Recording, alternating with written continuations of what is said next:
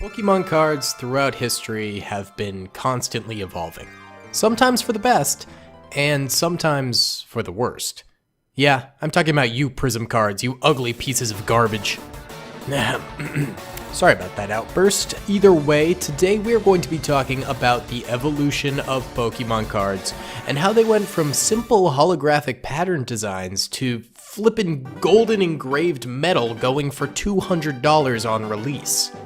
So, where to begin with the evolution of Pokemon cards? Well, before the TCG was even a thing, of course. One of the earliest versions of what we could consider to be Pokemon cards actually came in the form of 1996 collectible cards by Bandai, titled Pokemon Monsters Card-Ass Trading Cards. The Card-Ass cards were originally released in two different sets, with 309 cards between the two of them. These cards originally featured the 151 Pokemon that we all came to know and love. These cards had designs on them more reflective of the Pokemon manga, mixed with minimalist pixelated holographic backgrounds. They did have a type of holographic rarity known as Prism Rarity. No, not that crap we'd get 25 years later. This was a blocky holographic style that I've more commonly seen in things like sports cards versus Pokemon cards. We wouldn't really see any form of reproduction of these cards in the future, and they still maintain the status of a really unique collector's piece from the past. While the cards did have some success, they weren't the breakaway hit that we know as the Pokemon TCG today. Yes, they were collectible and some people still enjoy adding them to their collections, but they never hit the raving media success that was to come. But before we talk about that, let's quickly talk about another collectible card with everyone's favorite pocket monster, Charizard, on the cover.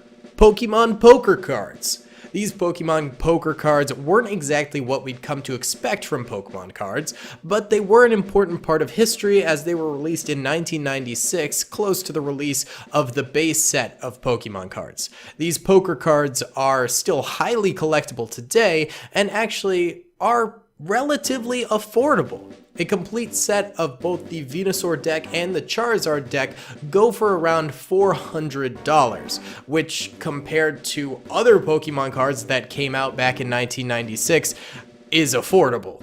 So if you want to go ahead and have a neat little piece of Pokemon history in your hand, you can check this out on eBay. While they are neat, they aren't exceptionally exciting. Yes, the art designs on them are quite cool and were indeed used in future actual Pokemon cards that would be released. They're just simply poker cards and don't have that level of excitement of the real deal. So enough of all this hubbub, I think it's time we get into the real deal of this video. The release of Pokemon base set cards and the true start of the evolution of Pokemon cards. Pokemon cards in their true form first released in Japan in 1996. This base set release of cards were very simple.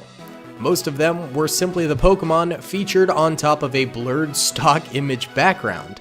Despite the simplicity of this artwork, these cards sold out like wildfire, with the initial first edition Shadowless run going off the shelves in mere days, and the second Shadowless run going like hotcakes as well. Only with the release of Base Set Unlimited, which finally added a shadow to the card, did the card stock manage to stay on the shelves. The immediate success of Pokemon brought a desire to kids across the globe to finish their collection binders, and they did so very quickly. These cards were honestly not that hard to pull. There were only 102 cards in Pokemon base set, and one booster box could essentially complete the entire set save for a couple of holos. Despite the simple artwork and limited set, it still set the groundwork for Pokemon for years to come. Icons of the TCG were soon formed, with Gyarados, Blastoise, Venusaur, Zapdos, Mewtwo, and of course Charizard becoming quick favorites of collectors. The simple artwork was the perfect introduction to Pokemon card collecting. Soon after base set's release came two more sets that were frankly extremely similar. These were Jungle and Fossil. These two sets began the idea of themed Pokemon sets. These are the only two sets that I can think of where the themes of the sets have to do with an environment. Jungle being Pokemon you'd find in a jungle biome, and Fossil being prehistoric Pokemon and desert Pokemon. In the future, we would get things like Gym Heroes, Team Rocket, and others that are themed after trainers, or we'd get future sets that are themed after a certain card like Team Up Pokemon. But Jungle and Fossil were the short-lived intro into environmental themes. I'd honestly love to see this again in the future with perhaps an entire set built out of ocean Pokemon with thematic work to go along with it. Now, these two sets didn't exactly evolve the artwork or holographics in the cards all that much. They were still extremely basic Pokemon sprites on top of stock images or backgrounds. Probably the most elaborate these cards got were Psyduck getting a migraine from a fish. But beyond that, the cards mimicked a base set for the most part. And for good reason too. Why would you change the formula after immediate success? But as everyone knows, if you do the same thing to death, then you yourself will die. So Wizards of the Coast doubled down with base set 2, of course. Base set 2 is just a combo of base set cards and jungle cards with a 2 slapped in there for good measure. This set was never all that popular back in the day, as all of the cards had already been seen. It was basically one last cash grab for an already existing product. And don't worry, they will do this again. But looking back on base set 2 now, it is really fun to open, since it's extremely nostalgic to even see these artworks again. And it's a cheaper alternative to base set or jungle if you want to open vintage packs. But still, at the same time, it definitely left a lot of Pokemon fans underwhelmed back in the day. But that would all change soon with the release of the final set in the base set series, Team Rocket. Team Rocket is my personal favorite base set series, and for good reason too. They were finally straying away from the original formula. The cards were no longer so simplistic. They actually had fully created backgrounds drawn by the artists, and the stock images were mostly gone. The sprites also experienced a change. They were no longer simple Pokemon blobs, but were now in action-packed stances, or actually a part of the art in the card itself. They weren't just the foreground characters anymore. In addition to that, dark cards were also introduced, something that would see a return in future sets. And honestly, I wish we'd see more of that today. There's something so exciting about seeing a dark Blastoise and knowing that that thick boy is evil. Not only did we get these dark cards with this expansion, but we also got our first ever secret rare card, Dark Raichu. This card was the first instance of Pokemon not officially letting people know that there's actually one last card you might need to finish up your collection. It actually led to a lot of confusion among collectors back in the day, since they thought the 83 out of 82 number on the bottom was an error. But no, it was done intentionally so that you'd have a secret rare at the end. Speaking of errors real quick, with the end of the base set series, we're going to be seeing a lot less errors in the cards as well. Part of the evolution of Pokemon cards is also the evolution of quality control. In base set series, as well as some of the other Wizards of the Coast sets, we see a lot of errors. These come in the form of shadowless cards, spelling mistakes, a promo literally getting put in a set by accident, and more. These errors, of course, increase the value of these cards significantly, but I am glad that for the most part, they've stayed in the WotC era, since too many errors make the cards feel rushed and create just one more hyper-expensive thing that you need to complete a set. So let's move on to the 100% totally error-free Gym series. I'm just kidding, there are still mistakes, but at least less of them now. With the introduction of the Gym series, we got two short-lived sets, Gym Heroes and Gym Challenge. I say that these sets are short-lived because we honestly don't have anything like this again for a long time. We get more villain sets over the years, like Team Rocket Returns, but gym sets are few and far between in the world of the Pokemon TCG. But they are actually really cool sets. Each Pokemon in these sets are owned by a different gym leader or person in the anime, or video game Pokemon universe. It made the cards feel like they had more of a history to them, and the artwork showed this as well. This is when we start heavily getting museum level artwork. What Team Rocket started, Gym series elaborated on heavily. These card artworks told stories and evoked emotions from the cardholder. The holo cards still remained somewhat sprite-based, but they started to experiment with holos having backgrounds as well, instead of just random colors. Not to mention, it might just be me, but the holographic textures themselves on these cards look way more clean and beautiful than all previous sets. They really made the holo foil pop and bring the cards to life in Gym Series. These are two sets of the WotC era that I feel brought the TCG to life, and I think they don't get enough credit for it today. Now, we are going to be moving on to the Neo era of Pokemon. A crossroads with new Pokemon to add to the TCG and also new opportunities to evolve the TCG itself. But before we get into the Neo era, I just want to say that I think this is where each Pokemon set gets a little less unique, and the series it's in is actually what's more unique overall. For example, Team Rocket was completely different from Jungle or Base Set, while in upcoming series like E-Cards, the sets within them are similar to each other like Aquapolis and Skyridge, but the series as a whole is more thematic. So, Neo Series. God, Neo Series. If I could go back in time, these are the sets that I would steal. I mean buy. I would buy these sets from Target back in the day. No, not steal. Neo Series sets took the artwork to a whole new level. They began to try new things with each and every new Pokemon card, having some being extremely dark, others mysterious, or some downright cute and playful. Neo Genesis acted like the base set for Gen 2, starting things off simple yet gorgeous with the artwork. But from there, Neo Series just upped their game. Cards were experimental, like pastel designs. The intro to clay cards happened during Neo, and even some more abstract weird stuff, like this Dark Gengar. But speaking of Dark Gengar, Neo also brought back things that worked, like Dark cards coming back into the fold. But not only that, they evolved those cards by including light variants too. These light cards are some of the most beautiful ever created in the TCG.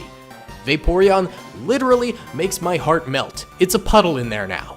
That's not all that Neo Series did to up the Pokemon card game. They also added Shining Pokemon, the first real example of rarity beyond holographic. Shining Pokemon were unbelievable in the Neo series. The artwork alone made you realize that you pulled something extremely valuable, and the fact that they were difficult to pull made it even better.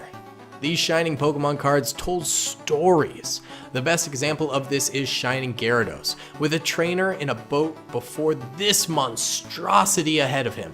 You can't help but wonder about this card. Was this a fisherman who got unlucky and was caught out in a storm with a villainous Gyarados? Or was this a trainer, brave to the bone, going out there to try and catch this legendary creature? And then there's Shining Charizard with his thick ass! After Neo Series brought Pokemon to new heights, WotC decided to bring it back down for whatever reason. They essentially created Base Set 3 with the Legendary Collection. At the time, this set did not perform very well. It was Base Set, Jungle, Fossil, and Team Rocket all in one, and quite frankly, people were probably very tired of these sets. You could still buy unlimited versions of these on store shelves in value packs for extremely cheap. Nowadays, this set has a massive resurgence in the public eye, however, for one key reason: reverse holos. This was the first ever main series set to feature reverse holos, and they did it right. They used bombastic firework reverse holos on every card in the set, making it so fun to chase down every single reverse. I was lucky enough to buy a good amount of them back in 2016, because now these things are wicked expensive. And for good reason too. They were sick. But that's not the only thing this set evolved in the Pokemon landscape. We also got jumbo cards for the first time in the form of card toppers. Or box toppers. I don't know what people call it. That's right though, massive jumbo Pokemon cards that very few people collect. I think they're a neat bonus, but honestly I just don't care for them that much myself, and I think lots of other collectors feel the same. But with that, we are in the end game now. Well, at least Wizards of the Coast is, because we're into the e-reader series, which was the final series WotC did for Pokemon. After that, Pokemon Company took control of card production, but We'll get into that in a little bit. The e-reader series is composed of Expedition, acting as the base set of the series, plus there's Skyridge and Aquapolis. At this point in the card game, the massive initial buzz was beginning to die down. Less people were picking up the new sets, but that didn't mean the sets themselves weren't evolving. These e-reader cards are probably the most unique of any Pokemon cards, because they could be slid on a Game Boy e-reader and projected into your game, giving you information about the Pokemon you just swiped. They were honestly pretty useless and a niche gimmick for the cards, but they still completely changed the standard composition of Pokemon cards, making the cards now have almost a bulkier design to them. It was a really nice touch after a few years of the same style of Pokemon card design. And honestly, the cards are hard to come by in mint condition now because of the design. Kids would slide them like credit cards, damaging the cards themselves. This, plus the dwindling support for the hobby, makes these some of the most rare cards in the entire TCG. So, they are rare, but are they desirable? Yes, extremely. These cards not only changed the entire designs of Pokemon cards, but also went all out on the artwork. These three sets are considered by many to be the greatest pinnacle of Pokemon artworks of all time. They have a wide range of art styles and themes. Some are hyper-realistic, some are bright and vibrant, while others are childishly drawn in nature. However, no matter how they were drawn, each card is a masterpiece. From Expedition to Skyridge, these cards cannot be beaten, and the hunt for them was amped up, since reverse holos would now become a mainstay in Pokemon cards. Each card in the set had a reverse holo version, making a master set harder to complete, but also making each artwork feel more valuable due to it having a holo version of it. Not only were these cards amazing, but the newest rarity was as well, Crystal Pokemon cards. They're very similar to Shining Pokemon in terms of their rarity. They were special cards a level above Holo that were dropped into very, very few packs. These Crystal cards are highly coveted and fetch an extreme price on the market today. Now, one more quick thing to add about the Expedition, Skyridge, and Aquapolis sets is that this marked the end of the first edition stamp. For whatever reason, Wizards of the Coast decided to no longer include that on Pokemon cards, and it would never see a return. It was still prevalent in Japanese cards, and would return on Japanese cards in many sets in the future, including CP6, which is rather, recent. However, on English cards, it would never be seen again. And that was just about the end of Wizards of the Coast. And with it, the end of a lot of fans. A lot of interest in Pokemon card collecting went down. There are many fans out there who just stopped at Skyridge. That's it. After that, they don't spend any more money on Pokemon. Whether it's they believe the Pokemon company does a bad job, or that they just think the sets get too complicated afterwards. Both are fair opinions, but I personally think that there is still a ton of value after WotC, and I personally collect a lot of modern or later vintage Pokemon cards, like the Diamond and Pearl era. Straight after the Pokemon company took over printing, there was a large dip in interest. This was a long time coming and wasn't really their fault. To be honest, regular people and casual collectors probably had no idea that the production companies changed hands. I think the drop-off was more of a natural thing. People grew up, and the hype died down considerably. This wouldn't be the last time Pokemon would have crazy hype, but it was the first major dip in collectors. As a result, welcome to the dark era of Pokemon card collecting. Now, I don't call it the dark era because the cards suck or anything like that. Some do, but more because there was a serious lack of interest in Pokemon cards. A lot of collectors had left the hobby at this time, and many more were just not as enthusiastic as they used to be. This results in the majority of the sets from the EX era being weak sellers, and a low population overall. In fact, many collectors believe that EX Team Rocket Returns is one of the worst selling Pokemon sets of all time, if not the worst selling. Ironically, this is also when I emerged in the hobby as a young lad, collecting many of my first Pokemon cards ever from this era. Now, the first 3 sets in the EX era did start things off with the E-Series cards returning. However, they had a different look from what WotC did, going for a more subdued and simple design rather than the larger, bolder WotC design. At this point, E-Series cards were already on their way out, and were still just being made to probably sell the last of the e-reader stock. The e-reader cards weren't the only thing being phased out though. The artistry was as well. A lot of the art from these sets abandoned the look of WotC. A lot of WotC cards, especially Neo series, could hang in a museum. Now with EX series, a lot more of the art was how I would describe as corporate. It wasn't very experimental, and it was very clean and bubblegummy. I actually don't mind this art too much, it's a little nostalgic for me, but I can't say it wasn't a step back from Aquapolis or Skyridge. However, the reverse holos in the EX series are some of my favorites to ever exist. Sets like EX Emerald, EX Fire Red Leaf Green, and EX Holland Phantoms had unique reverse holos that essentially made the art on the cards holographic and added a small stamp in the corner stating which set it was from. It felt like each artwork was special and really added to the card's collectability. Not to mention, the holo patterns came in the form of Pokeballs, energy symbols, and more. It was so unique and special, and honestly, I really wish it came back. Modern reverse holos are essentially bulk, and this would really spice up a lot of those beautiful artworks on commons and uncommons that don't get that special treatment they deserve. But that's not the only thing I wish came back from these series, because some of the most fun ultra rares came from these sets. This was the start of Pokemon having too many chase cards in my opinion. But honestly, for now, it worked and wasn't too out of hand. For now, we got EX cards, which usually featured silver borders and some powerful artwork of popular Pokemon on the front.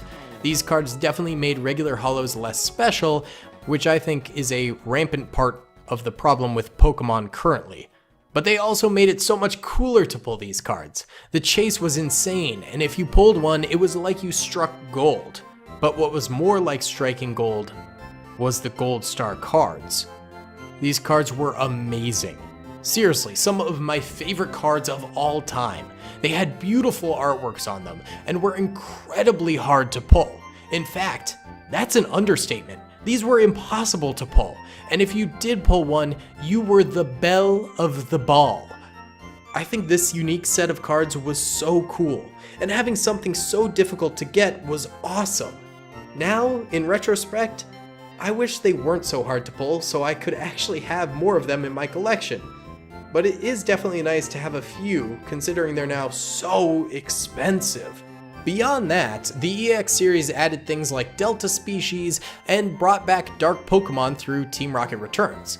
The last notable thing about this era is the further use of more CGI Pokemon, as well as better development of CGI technology. Honestly, overall this era added some fun things to the TCG, but didn't do anything crazy or special. It was cool and is loved in retrospect because it wasn't printed very much and had good chase cards.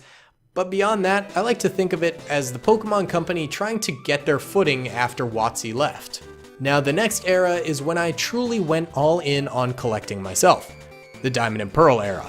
These cards, while super nostalgic for me, honestly, are a little bit boring. It is about as generic of Pokemon cards as you can get. The holos are nice and the arts are fine, but there's nothing crazy or super exciting about opening these cards. The Level X cards introduced are fun chase cards, but there's so many of them in each set that I think it makes the sets feel small. Additionally, the reverse holos of this set were so boring. They were just blank holos surrounding the art. It was a massive dip from the beautiful reverse holos we got in the EX series. I think Diamond and Pearl is still loved because it has Gen 4 in it so heavily, which you don't get a lot of in future sets. And also because it's nostalgic for people my age, around 20 to 24 years old. But overall, this set just didn't do that much for the TCG. I put Platinum in with Diamond and Pearl, except for a little bit better, because they made more Level X cards for each set, as well as the Arceus collection in Platinum Arceus, which was a fun addition to have every single type of Arceus build together into a big binder page. That was kinda cool. They also added a few random shiny Pokemon you could find as secret rares, which was quirky and a fun treat. But again, nothing crazy, exciting, or innovating was really done in Platinum either. Next up, we've got Heart Gold Soul Silver series, which was a much needed return to competency for Pokemon. It's as if in D&P they were just going through the motions, but now we were getting new and exciting ideas again. It was like Pokemon was back to being inspired. A lot of the art in Heart Gold Soul Silver was back to being beautiful. There was a lot less CGI and a lot more detail and care put into each card. It might not have been the same artsy touch of a set like Aquapolis, but it was still excellent nonetheless.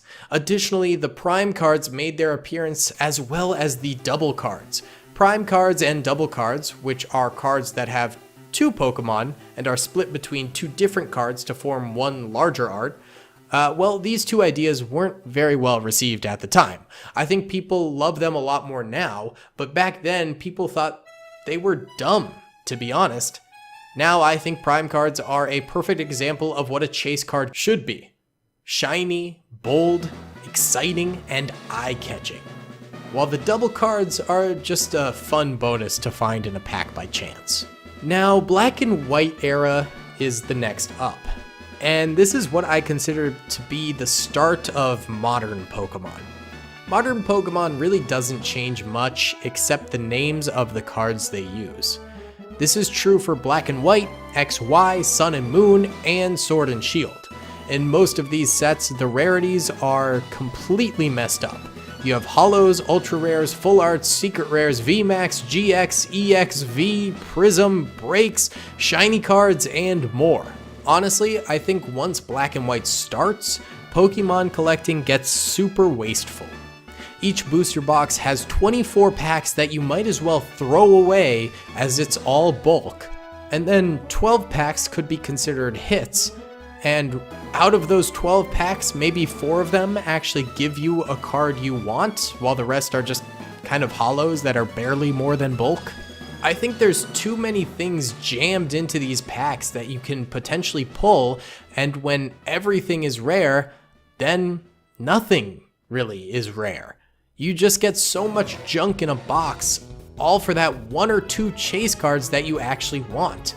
Back in the day, if you opened a Jungle booster box, you got 12 holos, probably 9 of which you were really excited to get. And then even the commons and uncommons were still cool to keep. But now, commons, uncommons, and reverse are all bulk. And there's a couple cards in each set that you're maybe actually excited for. These standard sets are honestly all the same from Black and White until now, with only the names for every card changing from GX to VMAX or whatever. I think right now with Pokemon, there are only 2 things that I think are amazing that they've done. For one, specialty sets. Things like Hidden Fates, Generations, Shining Fates, Celebrations, and others of the same type are amazing additions to the hobby and are reminiscent of old school unboxings. The other main evolution modern Pokemon has brought that I love are the Rainbow Rares, Team Up cards, and alternate art V cards. Basically anything of super rarity. Rainbow Rares are just the ultimate rarity that I could ever think of that I think are super fun to pull.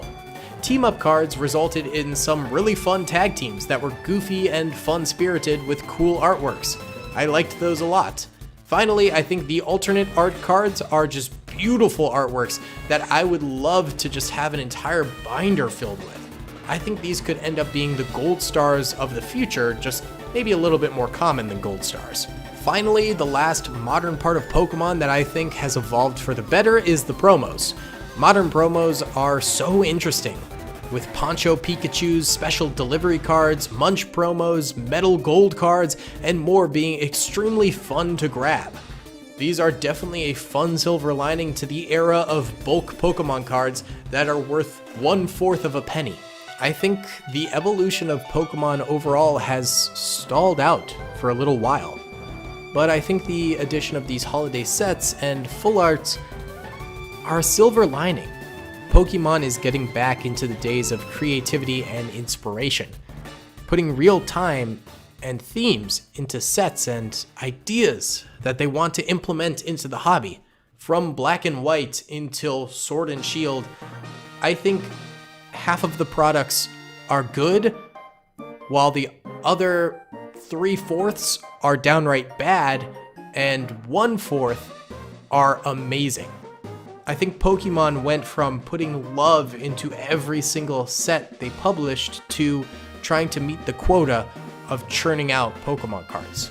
I believe that the vast majority of actual evolving done for Pokemon took place during the WotC era, and from there it's been relatively uninspired. Don't get me wrong, I love Pokemon still and collect the things that I really love when they come out. But back in the day, it felt like every new set was so innovative and exciting. Maybe it's just nostalgia, and I'll look back on things like Steam Siege, Rebel Clash, and Battle Styles very passionately. But for now, I literally only want my Tyranitar alt art, and you can have the rest of the booster box as bulk. So, that's the evolution of Pokemon cards as I see it. Lots of evolving in the WotC era, and then a slow trickle of new ideas, some hits and some misses. Either way, guys, I want to thank you guys for watching. I really do hope you enjoyed this video. Please be sure to hit that like button, subscribe if you haven't already, and comment down below your own opinion on modern day Pokemon versus old school Pokemon. Do you think Pokemon has evolved for the better, or do you think they're hitting a bit of a low point right now? Let me know. I definitely think there's pros and cons to every single era that has ever existed, and it's just about personal preference for the most part. Either way, thank you for watching through this whole thing. If you did watch through the whole thing, comment down below, Bidoof supremacy. Either way, have a nice day, bye!